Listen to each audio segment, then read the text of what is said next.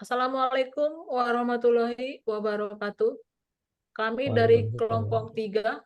3 akan mempresentasikan tugas dari UAS 2024, Program Studi Manajemen PJJ S1, Mata Kuliah Pendidikan Agama, kelas NG 301.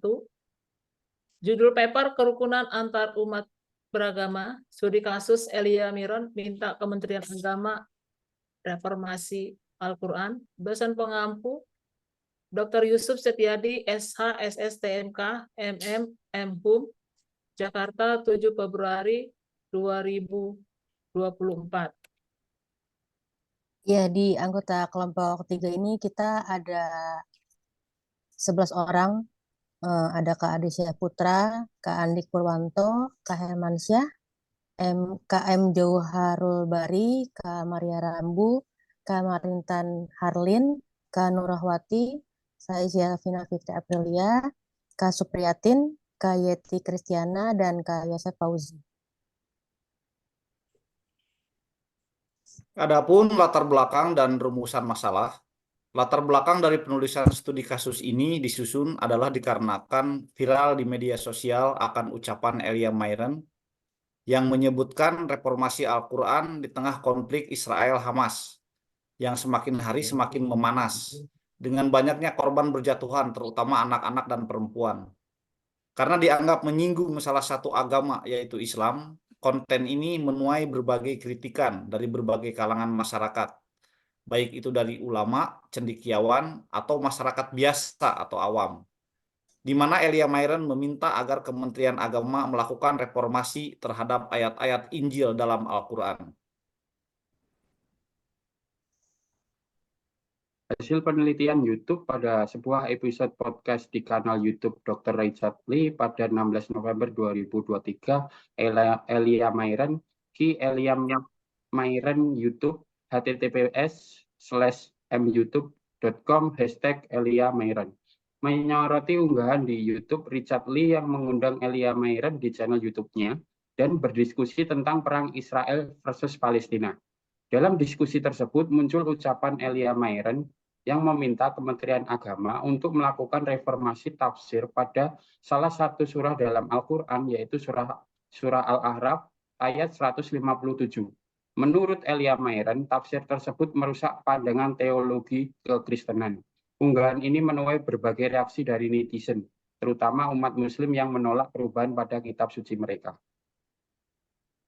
Pembahasan dari studi kasus tersebut yaitu dari semua pernyataan yang Elia Myron buat, baik dalam unggahannya sendiri di media sosial ataupun pernyataannya di beberapa wawancara. Tidak ada motif atau maksud tertentu yang dia sampaikan mengapa dia meminta untuk Kemenek menginformasikan Al-Quran. Permintaan tersebut dia buat berdasarkan keyakinannya sendiri, pendapatannya sendiri, dan pandangan menurut dia sebagai penganut agama non-Muslim.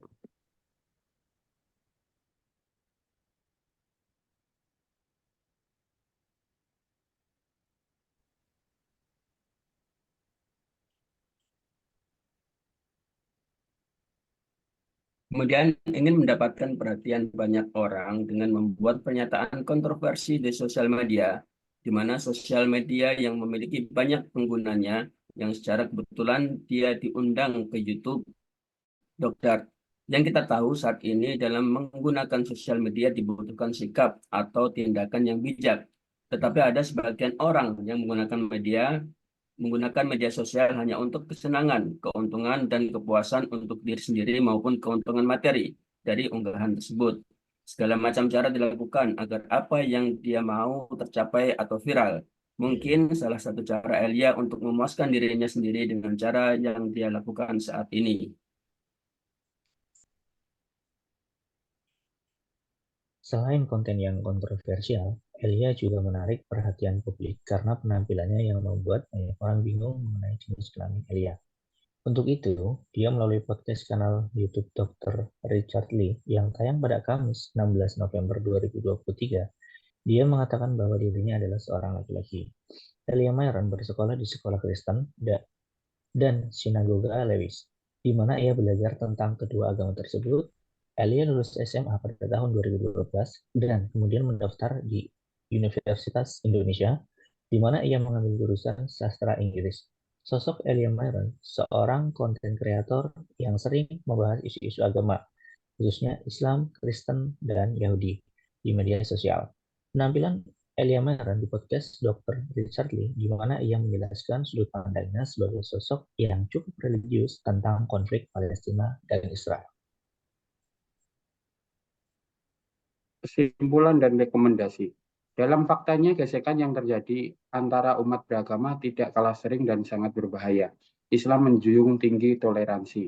Konsep toleransi beragama dalam Islam bukanlah membenarkan dan mengakui semua agama dan keyakinan yang ada saat ini. Karena itu merupakan persoalan akidah dan keimanan yang harus dijaga dengan baik oleh setiap pribadi Muslim.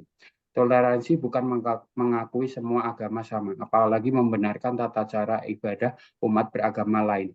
Toleransi hanyalah dalam urusan muamalah dan kehidupan sosial. Kepada masyarakat diharapkan bijak dalam bermedia sosial, khususnya menyampaikan opini, pikiran maupun ekspresi, dan alangkah baiknya menggunakan bahasa yang sopan sesuai dengan budaya Indonesia agar tidak terjerat UU ITE. Demikian presentasi kami dari kelompok 3. Sekian dan terima kasih atas perhatiannya. Wassalamualaikum warahmatullahi wabarakatuh.